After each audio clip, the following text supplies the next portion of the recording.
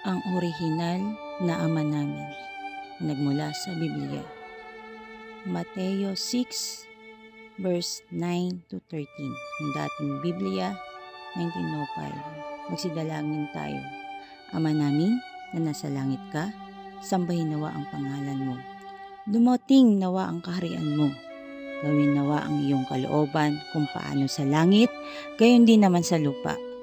Ibigay mo sa amin ngayon ang aming kakanin sa araw-araw at ipatawad mo sa amin ang aming mga utang. Gaya naman namin na nagpatawad sa mga may utang sa amin. At huwag mo kaming ihatid sa tukso, kundi iligtas mo kami sa masama. Sapagkat sa iyo ang kaharian at ang kapangyarihan at ang kaluwalhatian magpakailanman siya nawa. Ang Panginoon ang pinaka makapangyarihan sa lahat. Makaligtas ka man sa iyong kasalanan, siguradong babalik sa iyo ang iyong ginawang kasalanan.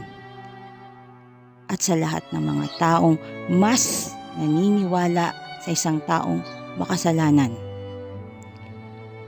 Panginoon, bahala na po kayo magbigay ng kaparusahan sa mga taong gumagawa ng mga masama, lalo na po sa mga batang walang kamuang-muang.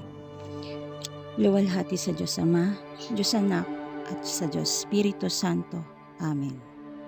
Luwalhati sa Diyos Ama, Diyos Anak, at sa Diyos Espiritu Santo. Amen. Luwalhati sa Diyos Ama, Diyos Anak, at sa Diyos Espiritu Santo. Amen.